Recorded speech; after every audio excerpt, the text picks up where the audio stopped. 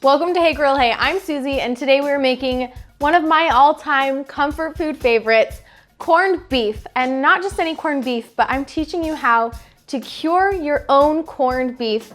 And then at the end, we're gonna turn it into this amazing smoked corned beef with braised vegetables that honestly you'll wanna eat year-round. So let's do it.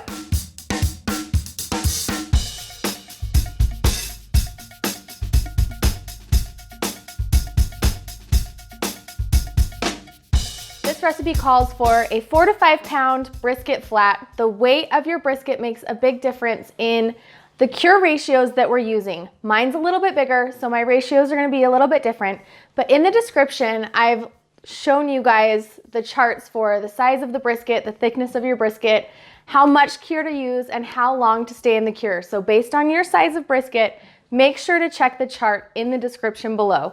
For me, we're gonna get started right now making the cure. We're starting with 2 quarts of water, 1 quart of apple juice to add a little bit of sweetness, a 1.5 cups of coarse kosher salt, a 1/2 cup of brown sugar, 3 tablespoons of pickling spice, 3.2 teaspoons of pink curing salt. This is also called Prague powder or Instacure #1. You can either ask your butcher or I'll give you a link to order this online in the description of the video. And stir it all together, bring it up to a boil. You want all of that salt to dissolve so it doesn't settle to the bottom of your cure.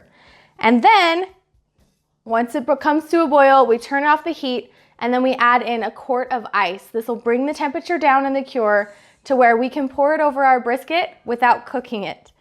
Now that our cure has cooled to room temperature, it's time to cure our brisket. I like to do this in a large plastic Tupperware container that I can put a lid on top of. Other brining options are a big brining bag. You just have to make sure that it can fit in your refrigerator, that the meat is entirely covered with the curing solution, that there's no exposed parts above the water, and that you can take it out of your fridge so it can't be too heavy to lift and flip it every single day. And that's a very key step.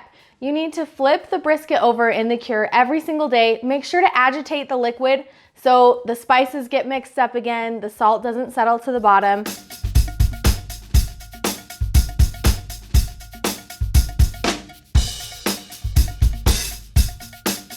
Our corned beef has been in the brine for 5 days. You can push it up to 7 days if you need to, depending on how thick your piece of beef is. And I'll have ratios listed in the description if you need to know exactly how long to brine for how much your piece of meat weighs. But ours is out, it's ready to hit the smoker.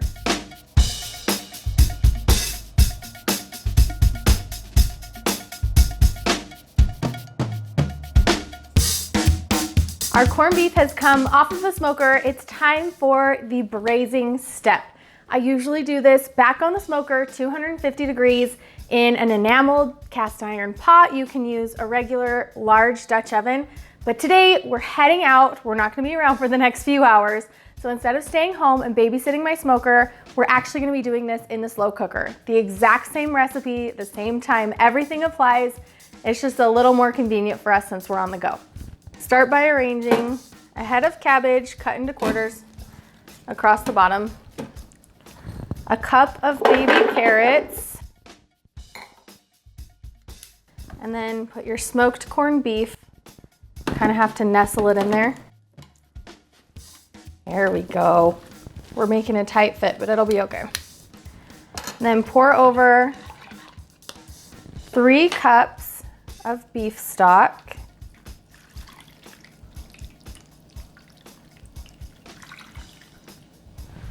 And sprinkle with a tablespoon of pickling spices.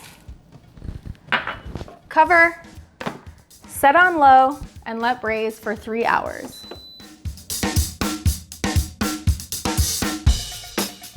After 3 hours braising, it's time to add our potatoes. This step is optional. However, if you like potatoes and you like to round out your dish with a little bit of starch, it's great to add them in during the last hour of cooking because then they don't get mushy and fall apart. I'm just using fingerling potatoes. This is about 1.5 pounds, and it'll go right into our slow cooker.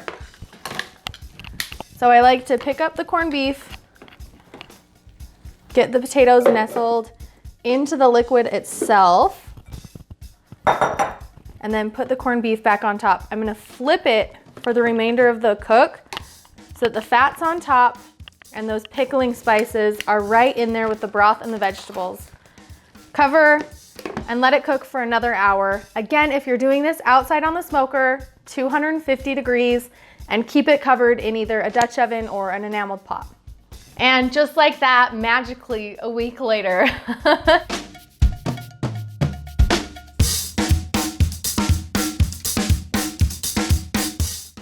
all it took was a little bit of effort, a little bit of time, and man, some of the best corned beef you will ever have. Perfectly pink.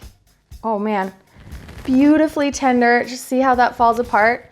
It melts in your mouth. Just the right amount of salt, a little bit of sweet, and then you get all of those warm pickling spices in there. This is definitely worth the extra little bit of time that it takes to make from scratch and do it yourself. I hope you guys love this one as much as we do. See you next time. If you guys like this video and this recipe, I would love it if you would like it, comment, and subscribe. We're putting out new grilling and barbecue recipes every single week, and I want you to be the first to know about it.